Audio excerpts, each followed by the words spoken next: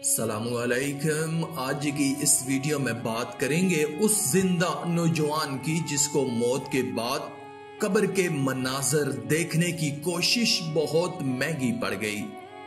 یہ ایک عبرتناک کہانی ہے، اس کو پورا ضرور دیکھیں اور نیچے کمنٹ میں استغفار لکھ کر اللہ کی قدرت چینل کو سبسکرائب کر دیں۔ شکریہ۔ شام کا وقت تھا، قبرستان میں دو نوجوان کھڑے قبر کی کھدائی کر رہے تھے۔ ایک کا نام احسن، دوسرے کا نام زین تھا۔ یہ قبر ان کے دوست راشد کی تھی۔ احسن راشد کا کزن بھی تھا، جبکہ زین ان دونوں کا دوست تھا۔ ایک ہفتے بعد راشد کی شادی تھی، لیکن خاندانی دشمنی کی بنا پر راشد کا قتل کر دیا گیا تھا۔ جس گھر میں خوشیوں کا ماحول تھا، وہاں اب غموں کی چادر بچھ گئی۔ راشد کے ماں باپ تو جیسے زندہ درگور ہو گئے ہوں۔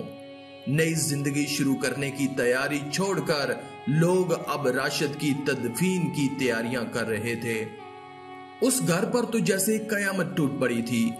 گورکن نے قبر کی کھدائی مکمل کی اور ان دونوں سے کہنے لگا، یہ لو بیٹا، جب جنازہ آ جائے تو مجھے آواز دے لینا، میں ذرا اپنی جھونپڑی میں آرام کر لوں۔ یہ کہہ کر گورکن اپنی جھونپڑی کی طرف چل دیا۔ احسن نے کانپتے ہاتھوں سے اپنے گھر فون ملایا اور پوچھنے لگا کہ جنازے میں کتنی دیر باقی ہے۔ وہ یہ کہہ کر رو دیا کیونکہ ان دونوں کی آپس میں گہری دوستی تھی۔ احسن غم سے نڈھال تھا۔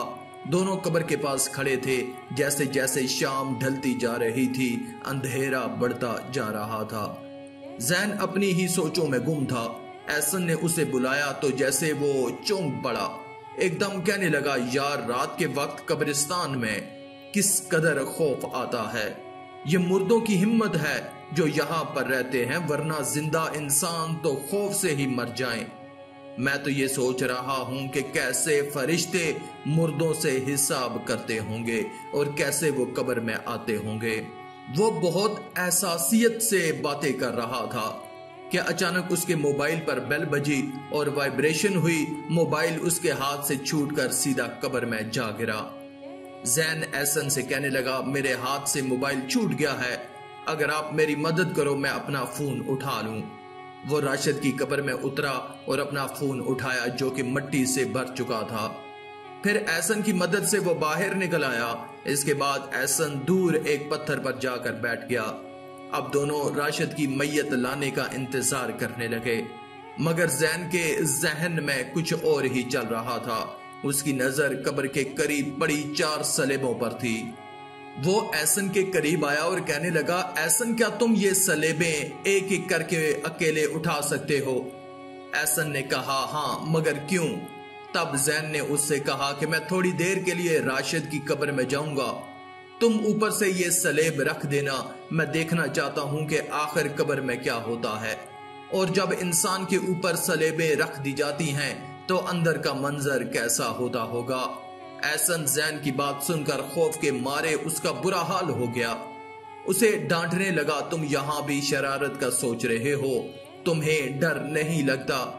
اور اگر اتنی دیر میں جنازہ آ گیا اور ہم پکڑے گئے تو سب کیا سوچیں گے کہ اپنے دوست کی قبر کے ساتھ ایسا مذاق کر رہے ہیں؟ نہ بابا نہ، میں تمہاری کوئی مدد نہیں کروں گا۔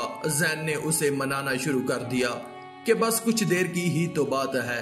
احسن نے لاکھ منع کیا، لیکن زین کہاں بات ماننے والا تھا۔ زین کہنے لگا، اچھا یہ میری آخری شرارت ہوگی، اس کے بعد میں کبھی کوئی شرارت نہیں کروں گا، پھر تم یاد کرو گے میری شرارتوں کو۔ زین کے منانے پر احسن مان گیا اور زین بالکل بے خوف ہو کر راشد کی قبر میں اتر گیا اور اندر جا کر بیٹھ گیا۔ اس کے بعد احسن نے ایک ایک کر کے صلیبیں رکھنا شروع کر دیں۔ جب چوتھی صلیب احسن لایا تو مذاق میں وہ زین سے کہنے لگا، تمہارے اوپر مٹی بھی ڈال دوں؟ زین کہنے لگا، ڈال دو، تمہیں اجازت ہے۔ اس کے بعد احسن نے چوتھی صلیب رکھ دی اور دور جا کر بیٹھ گیا۔ خوف کے مارے اس کا برا حال تھا۔ وہ یہ سوچ رہا تھا کہ اگر جنازہ آ گیا تو کیا ہوگا۔ وہ ایک دم اٹھا قبر کے نزدیک گیا اور زین کو میسج کیا، کہو تو اب اٹھا لوں صلیبیں، لیکن کوئی جواب نہ آیا۔ اس نے کچھ دیر انتظار کرنے کے بعد دوبارہ میسج کیا، مگر کوئی جواب نہ آیا۔ اس کے بعد اس نے کال کی تھی، जिस पर ऑपरेटर की आवाज आई कि आपके मतलूबा नंबर से जवाब मौसूल नहीं हो रहा है। अब एहसन डर गया, कहीं जैन को कुछ हो तो नहीं गया। ये सोचकर उसने स्लेबें उठाना शुरू की, लेकिन उससे वो नहीं उठ सकी। ये वही स्लेबें थीं जो कुछ देर पहले उसने अकेले उठाई थी, मगर अब हिलने का नाम नहीं ले रही थीं। मारे खौफ के वो गोरकन चाचा की झोंपड़ी की तरफ भागा और उन्हें साथ आने को कहा। जब वो पहुंचे तो पूछा, जनाजा तो नहीं आया? तब एहसन ने सारा मामला बताया। गोरकन के भी होश उड़ गए। उन्होंने जल्दी जल्दी सलेबें उठाना शुरू की, लेकिन ये क्या, अब दोनों से भी ये सलेबें नहीं उठ रही थीं। एहसन रोने लगा। रोते रोते उसने बड़े भाई को फोन किया और सब कुछ बता दिया।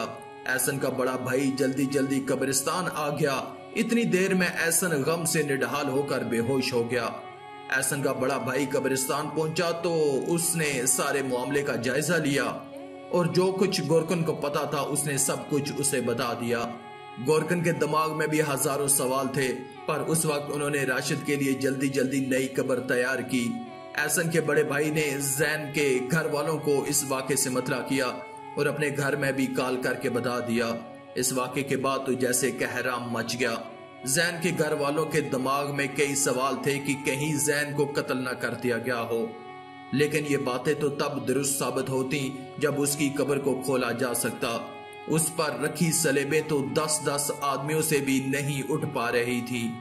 ये तो अल्लाह के मामलात में गुस्ताखी का नतीजा था।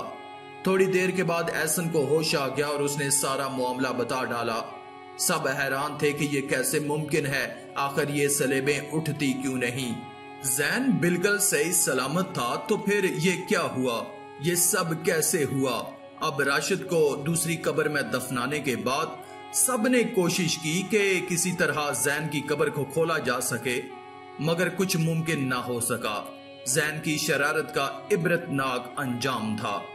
इस वाक़े को 1 महीना गुजर चुका था, लेकिन एहसन को जैन के आखिरी अल्फाज याद आते थे कि ये मेरी आखिरी शरारत होगी, इसके बाद मैं कोई शरारत नहीं करूंगा, तुम याद करोगे मेरी शरारतों को।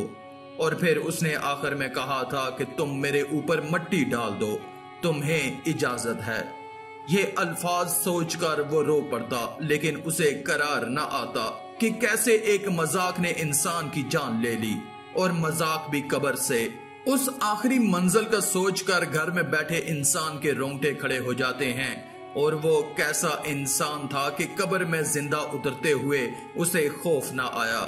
दरअसल कब्र दुनिया से पर्दे का दूसरा नाम है, और अगर उसे ही बेपर्दा करने की कोशिश की जाएगी तो अंजाम कैसे अच्छा हो सकता है। आखिर में अल्लाह रब्बुल इज्जत से दुआ है कि अल्लाह हमें नेक अमाल करने और बुराई से बचने और बचाने की तौफीक अता फरमाए। आमीन या रब्बल आलमीन। आज की इस वीडियो में था बस इतना ही। मजीद इस्लामी वीडियोस हासिल करने के लिए अल्लाह की कुदरत चैनल को सब्सक्राइब कर दें और साथ में मौजूद बेल के आइकन को दबाकर ऑल पर क्लिक कर दें। शुक्रिया।